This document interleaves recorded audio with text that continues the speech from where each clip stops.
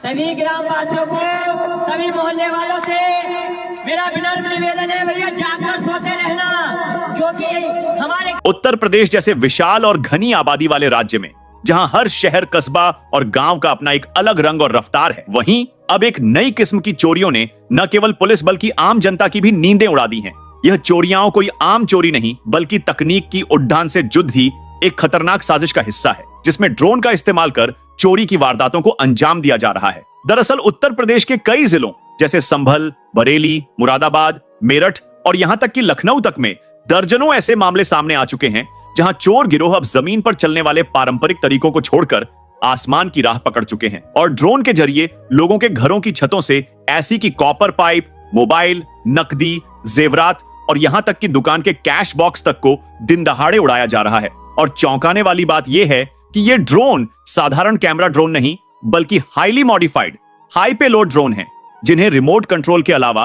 कभी कभी GPS system या यहां तक कि प्री प्रोग्राम्ड रूट से ऑपरेट किया जा रहा है। अब सवाल यह उठता है कि आखिर कौन लोग हैं जो इतनी हाईटेक चोरी की साजिश रच रहे हैं? क्या ये कोई स्थानीय गैंग है या किसी बड़े साइबर नेटवर्क से जुड़े हुए प्रोफेशनल्स? पुलिस के इन्वेस्टिगेशन से यह सामने आया है कि इन चोरियों में शामिल लोग न केवल ड्रोन उड़ाने की तकनीक में माहिर हैं, बल्कि उन्होंने इन डिवाइसेस को इस कदर मॉडिफाई किया है कि ये रात के अंधेरे में बिना किसी साउंड के उड़ते हैं और इनके साथ अटैच किया गया मैकेनिकल क्लॉ, कैमरा और लाइव जीपीएस ट्रैकिंग सिस्टम इन्हें किसी भी टारगेट को बड़ी सफाई से निशाना बनाने में मदद करता है। उदाहरण के लिए एक ताजा घटना में संभल जिले के एक मोबाइल स्टोर की छत पर तड़के सुबह 3 बजे एक ड्रोन आया। उसने छत का पल्ला उठाया, अंदर कैमरा उतारा और महज 2 मिनट में ड्रोन नीचे उतरकर कैश बॉक्स को लेकर उड़ गया। ये पूरी घटना सीसीटीवी कैमरे में रिकॉर्ड हुई, लेकिन चोरों की पहचान करना मुश्किल था क्योंकि ड्रोन के साथ लगे कैमरे को भी जामिंग के खिलाफ प्रोटेक्ट किया गया था। अब यूपी पुलिस और एसटीएफ इन मामलों की जांच कर रही है। कई जगहों पर ड्रोन राडार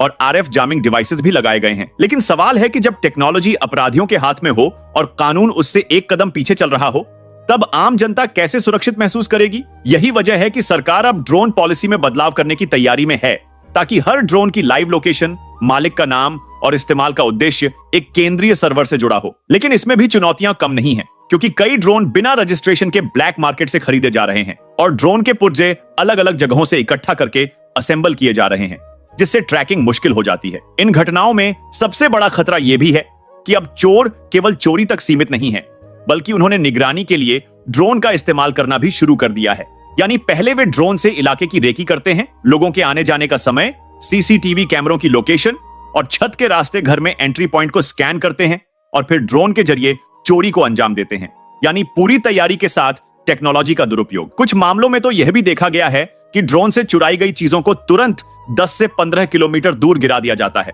जहां दूसरा व्यक्ति उसे रिसीव करता है। यानी एक पूरा नेटवर्क काम कर रहा है जिसमें एक ऑपरेटर, एक रिसीवर और एक मॉनिटरिंग टीम शामिल होती है। इसके अलावा ड्रोन की स्पीड, उसकी ऊंचाई और नाइट विजन कैमरा जैसी खूबियों के चलते पुलिस के लिए इनका पीछा करना भी आसान नहीं होता और जब तक एफआईआर दर्ज होती है तब तक ड्रोन और उसका ऑपरेटर न जाने कहां के कहां पहुंच चुके होते हैं। अब इस पूरे मामले में cyber cell, air traffic control और लोकल पुलिस को एक साथ मिलकर काम करना पड़ रहा है, क्योंकि ड्रोन उड़ाने के लिए एक निश्चित एयर स्पेस होता है और अगर कोई इस सीमा को क्रॉस करता है या नो फ्लाई जोन में ड्रोन भेजता है तो यह एक गंभीर अपराध माना जाता है। परंतु चोरों को कानून का डर कहां? वे तो जीपीएस स्पूफिंग से लेकर ड्रोन आईडी मास्किंग तक सब कुछ कर रहे हैं। बात यहीं तक सीमित नहीं है, अब किसान भी परेशान हैं, क्योंकि खेतों में ड्रोन के जरिए केमिकल छिड़काव करने वाले वैध ड्रोन और चोरी के लिए इस्तेमाल होने वाले ड्रोन में फर्क करना मुश्किल होता जा रहा है और कुछ घटनाओं में तो बिजली के तार से टकराकर ड्रोन गिरने के बाद स्थानीय लोगों ने उसमें से चुराई गई चीजें बरामद की हैं,